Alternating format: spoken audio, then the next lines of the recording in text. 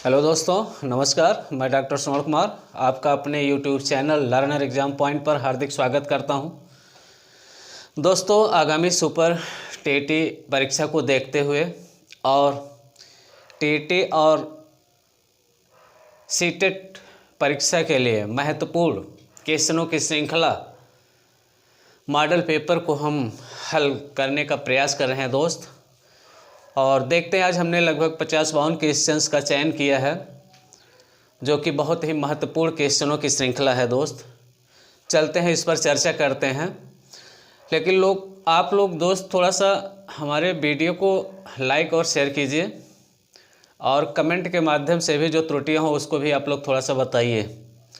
आप लोगों को पसंद आ रहा है या हम इस मॉडल को चेंज करें? क्या लॉन्ग ज़्यादा चलना हमारे लिए बेहतर होगा, या जैसे हम चल रहे हैं दोस्त, लॉन्ग भी चल रहे हैं और मॉडल भी हल करा रहे हैं? तो चलते हैं दोस्त, जैसा भी होगा आप लोग कमेंट के माध्यम से बताइएगा, सुझाव दीजिएगा दोस्त।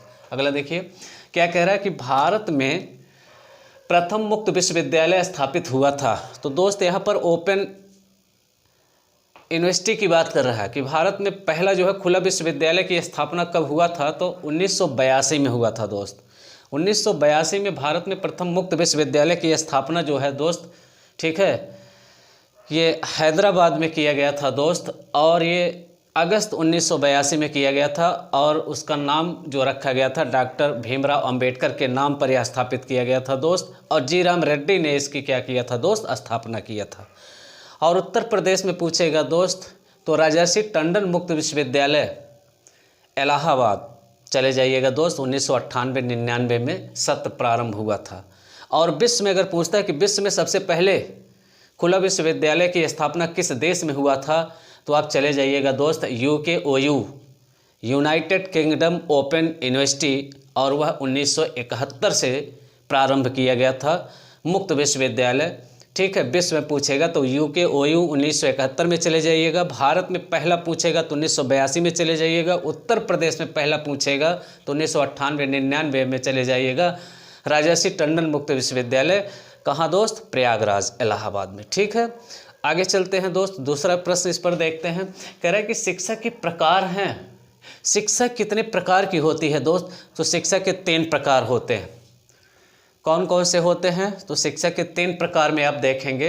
पहला है दोस्त आपका जो घर से शिक्षा प्रारंभ होती है, अनौपचारिक शिक्षा। कभी कभी इसका क्रम भी पूछता है तो थोड़ा सा ध्यान दीजिएगा। पहला क्या है? अनौपचारिक शिक्षा। ऐसी शिक्षा जो हमको घर से, परिवार से, ठीक है, समाज से, पड़ोस से जो हमको प्राप्त होती है दोस्त, वह शिक्षा क्या कहलाती है? अनौपचारिक शिक्षा, जिसका कोई निश्चित सिलेबस नहीं होता, पाठ्यक्रम निश्चित नहीं होता। इसे व्यावहारिक शिक्षा भी कहा जाता है दोस्त। आया समझ में? तो दूसरा, हाँ, सबसे पहली शिक्षा हमारी यही प्रारंभ होती है, कहाँ से? घर से। और हमारे पहले शिक्षक कौन होते हैं? माता पिता, ठीक है। माँ के घुटनों का प्रथम विद्यालय कहा गया है दोस्त। तो हमारी पहली शिक्षिका जो होती है हमारी माँ होती है दोस्त, और पहले हमारी शिक्षा का प्रारंभ जो होता है वो अनौपचारिक शिक्षा का प्रारंभ होता है। दूसरा शिक्षा देखेंगे तो हाँ, इसे व्यापक शिक्षा भी कहा गया है दोस्त, ठीक है। जो हमको घर, परिवार, समाज से, पड़ोस से शिक्षा मिलती है उसको क्या कहा गया है? व्यावहारिक शिक्षा कहा गया है, और व्यापक शिक्षा कहा गया है दोस्त। और जो हमको विद्यालय से मिलती है शिक्षा, वो संकुचित शिक्षा होती है। तो देखिएगा, पहली शिक्षा का स्टेप हमारा क्या हो जाता है? पहली शिक्षा का स्टेप हमारा क्या होता है? अनौपचारिक शिक्षा। दूसरा हमारा पर आ जाएगा वहाँ पर निरौपचारिक शिक्षा। ध्यान दीजिएगा, क्रम भी पूछता है कि शिक्षा का सही क्रम क्या है। तो पहला हमारा क्या हो जाएगा? अनौपचारिक शिक्षा, जो हमने घर से प्रारंभ किया। दूसरा क्या है? निरौपचारिक शिक्षा। अब निरौपचारिक शिक्षा से क्या माना गया है दोस्त? निरौपचारिक शिक्षा में जो हम रेडियो से, टेलीविज़न से, इंटरनेट से, कंप्यूटर से, मोबाइल से जो कुछ भी हम ज्ञान प्राप्त करते हैं, वो चीज़ें क्या आएगा दोस्त? निरौपचारिक शिक्षा के अंतर्गत आएगा। यहाँ तक कि जो खुले विश्वविद्यालय हैं, जो खुला विश्वविद्यालय जो शिक्षा प्रदान करता है, वो भी जो है किस में आता है? वो भी आपके जो है निरौपचारिक शिक्षा के अंतर्गत आता है। तीसरा आपका आता है क्या है? औपचारिक शिक्षा। औपचारिक शिक्षा का प्रारंभ जो विद्यालय शिक्षा होता है, जहाँ का एक निश्चित पाठ्यक्रम होता है, एक निश्चित संस्था होती है, एक निश्चित समय में आपका पेपर होता है, और एक निश्चित समय पर आपको प्रमाण पत्र उसमें दिया जाता है दोस्त। आया समझ में? सारी चीज़ें निश्चित होती हैं, और उसके उपरांत स्वरूप जिसका शिक्षक निश्चित होता है, समय सारणी निश्चित होती है, संस्था निश्चित होता है, एक निश्चित समय पर आपका क्या होता है, परीक्षा होती है, और एक आपको डिग्री प्रदान किया जाता है दोस्त, उसे हम क्या कहते हैं, औपचारिक शिक्षा। तो शिक्षा हमारी कितनी हो गई, 3। कौन कौन? सबसे पहला अनौपचारिक शिक्षा, दूसरा क्या है, निरौपचारिक शिक्षा, तीसरा क्या है, औपचारिक शिक्षा। तो 3 प्रकार की होती है। वर्तमान में शिक्षा है, तो ध्यान दीजिएगा दोस्त, वर्तमान में हमारी जो शिक्षा है वो समवर्ती सूची में है, और राज्य सूची से इसको निकाल करके कब लाया गया था दोस्त, तो इसको राज्य सूची से निकाल करके जो है ये 1976 में जो है राज्य सूची से अलग, इसको जो है राज्य सूची से अलग करके शिक्षा समवर्ती सूची में लाया गया था दोस्त। ठीक, आगे चलते हैं। कह रहा है आप देखिएगा, प्रथम वैयक्तिक बुद्धि परीक्षण का विकास किसने किया था? तो प्रथम वैयक्तिक बुद्धि परीक्षण, तो देखिएगा दोस्त, बिने साइमन, फ्रांस के बिने साइमन जो है ये प्रथम वैयक्तिक बुद्धि परीक्षण का निर्माण किया था दोस्त। और यह कैसा था? शाब्दिक था, लेकिन व्यक्तिगत था। कितने प्रश्न थे? 30 प्रश्न थे दोस्त, ध्यान दीजिएगा। तो अगर यहाँ पर पूछता है कि प्रथम वैयक्तिक बुद्धि परीक्षण का विकास कौन किया था, तो बिने साइमन कब किया था? 1905 में किया था दोस्त। आगे चलते हैं। रोरसा स्याही धब्बा परीक्षण किस प्रविधि के प्रयोग का उदाहरण है? ये किस में आएगा दोस्त? आत्मनिष्ठ विधि में आएगा, कि वस्तुनिष्ठ विधि में आएगा, कि प्रक्षेपी विधि में आएगा? ये यहाँ पर पूछ रहा है दोस्त। तो आपको हमने बताया था कि हरमन रोरसा, स्विट्जरलैंड का मनोवैज्ञानिक, IBT इनने बनाया था, इंक ब्लॉक टेस्ट का निर्माण किया था, जो कि प्रक्षेपी विधि में आएगा। तो प्रक्षेपी, ये व्यक्तित्व मापन की प्रक्षेपी विधि में आता है दोस्त। प्रक्षेपी विधि में बहुत सारी विधि आपको मैंने बताया था, TAT बताया था, CAT बताया था, IBT बताया था, SCT बताया था, FWAT बताया था दोस्त। आया समझ में? ये सारी की सारी कैसी विधियाँ हैं? प्रक्षेपी विधियाँ। प्रक्षेपी विधियों में किस मन का अध्ययन किया जाता है? तो अचेतन मन में छुपी हुई जो भी आपकी दमित इच्छाएं, उसको बाहर लाने का प्रयास किया जाता है। अगर हाँ, इसमें 10 कार्ड होते हैं दोस्त। 10 कार्ड में आप देखेंगे तो 5 कार्ड बिल्कुल काले होते हैं, 3 कार्ड जो होते हैं काले और भूरे होते हैं, 2 कार्ड जो होते हैं वो अन्य रंग के होते हैं दोस्त। आगे चलते हैं। राइस ने बिने परीक्षण का अनुकूलन किस देश की परिस्थितियों के लिए किया था? तो राइस यहाँ पर केवल दिया है दोस्त। आपको मैंने पढ़ाया था ना, CH राइस, भारत के मनोवैज्ञानिक। कह रहा है कि राइस ने बिने परीक्षण का अनुकूलन किस देश की परिस्थितियों के लिए किया था? तो भारत के लिए दोस्त। अर्थात भारत में बुद्धि परीक्षण का जनक कौन है? CH rice. राइस ने जो है भारत में बिने साइमन का जो है जो बुद्धि परीक्षण था उसका भारतीयकरण किया था। कब किया था? 1922 में किया था। हाँ, व्यक्तिगत बुद्धि परीक्षण दोस्त। अगला देखिएगा, बुद्धि संरचना के सिद्धांत में कितने आयाम है? तो 3 आयाम है दोस्त। मैंने आपको बताया था, विषय वस्तु, संक्रिया और उत्पाद। ये किसका है? JP गिलफोर्ड का बुद्धि संरचना का सिद्धांत, त्रियामी सिद्धांत, त्रिविमीय सिद्धांत। ठीक है, और बुद्धि का SI मॉडल। तो इन्होंने प्रारंभ में देखिएगा 120 कारक बताया, फिर संशोधन किया 150 बताया, फिर संशोधन किया 180 बताया, वर्तमान में कितना बताया? 210 मानसिक योग्यताएं एक व्यक्ति में पाई जाती हैं दोस्त। आगे चलते हैं। कह रहा है कि प्रथम मनोविज्ञानशाला के संस्थापक कौन है? William Wundt. 1879 में जर्मनी के लिप्जिग शहर में प्रथम मनोविज्ञानशाला की स्थापना किया था दोस्त। और संरचनावाद का जनक भी माना जाता है। कौन? William Wundt. सूक्ष्म शिक्षण जोर देता है, तो माइक्रो टीचिंग कौशल विकास पर जोर देता है। किस पर जोर देता है? माइक्रो टीचिंग कौशल विकास पर जोर देता है। और देखेंगे सूक्ष्म शिक्षण के जनक कौन है? D. एलन है। सूक्ष्म शिक्षण का उद्भव कौन दिया था? Fitch Aitchison. 1961 में कहाँ के थे? अमेरिका में थे। सबसे पहले सूक्ष्म शिक्षण का किस यूनिवर्सिटी में सूक्ष्म शिक्षण को जो है शुरुआत किया गया था? स्टैनफोर्ड विश्वविद्यालय अमेरिका में सबसे पहले जो है सूक्ष्म शिक्षण का क्या किया गया था दोस्त? विकास किया गया था। और उद्भव का श्रेय अगर पूछेगा तो फिच एचिसन को चले जाइएगा 1961 में। ठीक है। अब भारत में अगर पूछता है कि सूक्ष्म शिक्षण का जनक कौन है, तो D.D. तिवारी और B.K. पासी और शाह ने इसमें क्या किया था दोस्त? संशोधन किया था। और NCERT के अनुसार सूक्ष्म शिक्षण चक्र का जो है भारत में समय कितना है? तो 36 मिनट है दोस्त। अगर पूछता है कितने चरण है सूक्ष्म शिक्षण में, तो 6 चरण है दोस्त। ठीक है, इसको हमने बताया है। क्या पहला क्या है? लेसन प्लान है, टीचिंग है, फीडबैक है, रीलेसन प्लान, री टीचिंग, री फीडबैक। 6 चरण होते हैं दोस्त। और इन चरण को पूरा करने में कितने मिनट लगते हैं? 36 मिनट लगते हैं। आगे चलते हैं। कह रहा है कि सूक्ष्म शिक्षण है क्या? शिक्षक प्रशिक्षण विधि है दोस्त। ह्यूरिस्टिक विधि के प्रतिपादक कौन है? आर्मस्ट्रांग है। शिक्षा में प्रथम PhD की उपाधि किसने प्राप्त किया था दोस्त? ये पूछ रहा है कि भारत में कौन से ऐसे व्यक्ति थे जिन्होंने एजुकेशन विषय में प्रथम PhD प्राप्त किया था? तो प्रोफेसर SB चिकरमैन ने प्रथम व्यक्ति थे जिन्होंने PhD एजुकेशन विषय में प्राप्त किया था। आगमनात्मक चिंतन शिक्षण प्रतिमान किसने दिया है? हिल्डा टाबा ने दिया है दोस्त।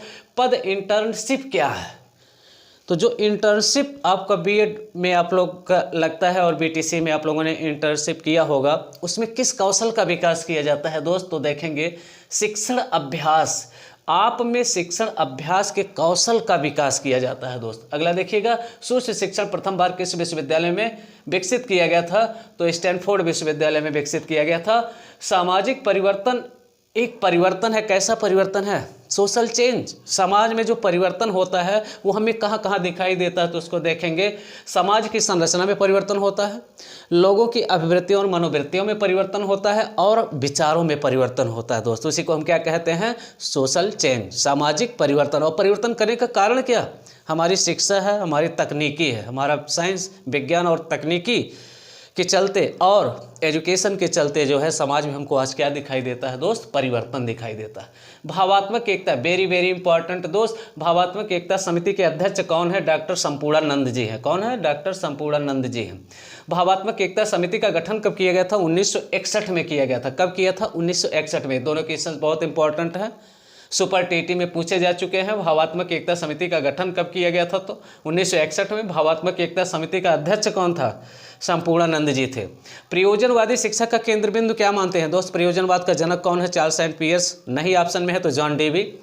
और प्रयोजनवादी शिक्षा का केंद्र बिंदु किसे मानता है? तो उसमें 3-4 ऑप्शन आपको दे देगा, तो उसमें से आपको बताना होगा दोस्त, बालक को जो है प्रयोजनवादी शिक्षा का केंद्र बिंदु मानता है। सांख्य दर्शन के प्रवर्तक कौन है दोस्त? तो कपिल मुनि हो जाएंगे। इस्लामी शिक्षा में केंद्र क्या थे? तो इस्लामी शिक्षा में देखेंगे दोस्त, इस्लामी शिक्षा में 2 केंद्र थे शिक्षा के। एक मकतब था, एक क्या था?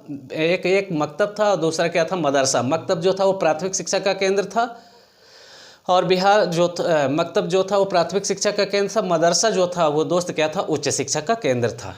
आगे चलते हैं। फिर क्या पूछ रहा है? कह रहे हैं कि बौद्ध काल के शिक्षा केंद्र कौन थे? मठ विहार थे। कौन था बौद्ध काल में शिक्षा का केंद्र? मठ और विहार थे। फिर पूछ रहा वैदिक काल के शिक्षा के केंद्र क्या थे दोस्त? तो गुरुकुल आश्रम था वैदिक काल में दोस्त। ठीक है, आया समझ जी। मुस्लिम काल में 2 संस्थाएं थी। प्राथमिक शिक्षा जो प्रदान किया जाता था वो मकतब में, ठीक है, मकतब में प्रदान किया जाता था, और उच्च शिक्षा जो होता था वो कहाँ प्रदान किया जाता था? वो जो है मदरसे में प्रदान किया जाता था। ठीक है, तो वैसे यहाँ पर देखेंगे बौद्ध काल में भी मठ और विहार होते थे दोस्त। ठीक है, किसका? शिक्षा के केंद्र होते थे। और देखिएगा वैदिक काल में जो है गुरुकुल होता तो सबसे पहले वैदिक कालीन शिक्षा प्रणाली ही आया, फिर बौद्ध कालीन शिक्षा प्रणाली, ठीक है, फिर मुस्लिम कालीन शिक्षा प्रणाली आया। तो देखेंगे धीरे धीरे जो है बौद्ध कालीन, मुस्लिम, वैदिक कालीन, मुस्लिम कालीन, बौद्ध कालीन, तो जैसे जैसे शिक्षा प्रणाली आई एक दूसरे की नकल करते हुए ही आगे बढ़ी है दोस्त। किसने कहा था शिक्षा जनतंत्र की दाई है? क्या है? शिक्षा जनतंत्र की दाई है। तो यह जॉन डेवी का कथन है। जॉन डेवी ने कहा विद्यालय समाज का लघु रूप है। एजुकेशन एंड डेमोक्रेसी इसकी पुस्तक है। स्कूल एंड टुमारो इसकी पुस्तक है दोस्त। और प्रयोजनवादी का यह जनक भी है, और करके सीखने पर बल देता है दोस्त। कौन? John Dewey. और विद्यालय और लैब विद्यालय की स्थापना, प्रोग्रेसिव स्कूल की स्थापना किसने किया था? John Dewey. कहाँ किया था? अमेरिका में किया था। आगे चलते हैं दोस्त, समय धीरे धीरे कम हो रहा। शिक्षा में कर्जन ने जोर दिया था। किस पर कर्जन ने जोर दिया था? तो शिक्षा में कर्जन जो है जोर दिए थे किस पर? शिक्षा की गुणवत्ता को कैसे बढ़ाया जाए दोस्त। अर्थात लॉर्ड कर्जन जो था वो शिक्षा की गुणवत्ता को बढ़ाने पर क्या किया था दोस्त? जोर दिया था। प्राथमिक शिक्षा में अपव्यय और अवरोधन पर सर्वप्रथम कौन समिति ने जो है बल दिया था? तो प्राथमिक शिक्षा में अपव्यय और अवरोधन पर सबसे अधिक बल जो दिया था वो 1929 में हार्टांग समिति ने दिया था। अपव्यय और अवरोधन को हमने बताया है दोस्त। अपव्यय और अवरोधन, एक ही क्लास में रोके रखना बालक को अवरोधन है, और शिक्षा को पूर्ण किए बगैर विद्यालय को छोड़कर चले जाना क्या है दोस्त? अपव्यय है। नालंदा मुक्त विश्वविद्यालय किस राज्य में है? तो बिहार राज्य में है। आगे चलते हैं। तक्षशिला विश्वविद्यालय वर्तमान में कहाँ है? तो ये दोस्त कहाँ है? पाकिस्तान में है। आगे चलते हैं। 10+2+3 में 3 का संबंध किससे है? तो उच्च शिक्षा से है। अगला देखिएगा 10+2 शैक्षिक संरचना कब आया था? तो 1986 की शिक्षा नीति के तहत आया था। वर्तमान शैक्षिक संरचना क्या है दोस्त? न्यू एजुकेशन पॉलिसी के तहत जो हमारी शैक्षिक संरचना है 5+3+3+4 को लागू किया गया है दोस्त। आगे चलते हैं। कह रहे हैं कि बेसिक शिक्षा को प्रतिपादित किसने किया था? महात्मा गांधी ने किया था। शांति शिक्षा पर बल किसने दिया है दोस्त? तो NCF, national council for teacher NCF, national council framework. ठीक है दोस्त, नेशनल कैरिकुलम फ्रेमवर्क, इस पर देखेंगे राष्ट्रीय पाठ्यचर्या की रूपरेखा तो राष्ट्रीय परिचर्या की रूपरेखा 2005 में जो है शांति शिक्षा पर बल दिया गया है। बेसिक शिक्षा के प्रतिपादित कौन किया है? महात्मा गांधी। विद्यालय संकुल का प्रत्यय, वेरी वेरी इंपॉर्टेंट है दोस्त, विद्यालय संकुल का प्रत्यय कौन दिया है? कोठारी आयोग 1964 में आया था, DS कोठारी, और 1966 में अपना प्रतिवेदन प्रस्तुत किया था। यहाँ पर देखेंगे लखनऊ विश्वविद्यालय कैसा विश्वविद्यालय है? तो राज्य स्तरीय विश्वविद्यालय है दोस्त। आगरा विश्वविद्यालय कैसा है? ये भी राज्य स्तरीय विश्वविद्यालय है। इलाहाबाद विश्वविद्यालय कैसा है? तो यह केंद्रीय विश्वविद्यालय है। शिक्षण के उद्देश्यों को व्यावहारिक रूप किसने प्रदान किया था? तो यही BF स्किनर, जिसने BF स्किनर है दोस्त। आगे चलते हैं, समय क्योंकि कम होता चला जा रहा है दोस्त। शिक्षण के उद्देश्यों का व्यावहारिक रूप स्किनर। रेखीय अपक्रमित का कौन दिया है? स्किनर। शैक्षिक तकनीकी शिक्षण कौन दिया?